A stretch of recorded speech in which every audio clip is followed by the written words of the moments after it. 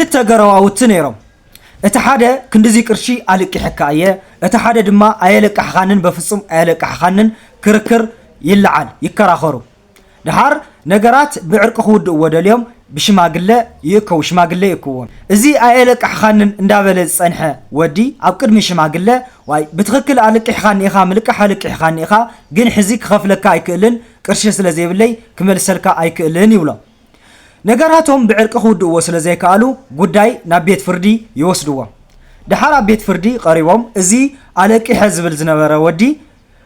ኣብ ቅድሚ ሽማግለኮ ኣሚኑለይ ነይሩ እዩ አለቅሕኻን ኢኻ ኢሉ ኣሚኑለይ ነይሩ እዩ እዚ ከም መረዳእታ ክጠቅመኒ ይኽእል እንዲዩ ከም መርትዖ ክጠቅመኒ ኣይኽእል እንዲዩ ኢሉ መርትዖ የቅርብ መረዳእታ የቅርብ ድሓር ቤት ፍርዲ ታይሉ መሊስዎ መስለኩም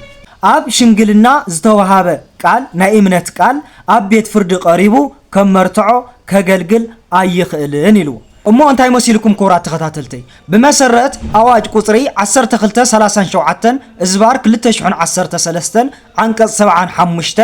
ሓደ ኣብ ዕርቂ ኣብ እዋን ሽምግልና ዝሃቦ ናይ እምነት ቃል ኣብ ቤት ፍርዲ ቀሪቡ ከም መረዳእታ ከም መርትዖ ከገልግል ኣይኽእልን ዝብል ሕጊ ስለዘለና እዚ ምስ ሽማግለ ኮይኑ ኣብ ዕርቂ ዝሃቦ ናይ እምነት ቃል ኣብ ቤት ፍርዲ ቀሪቡ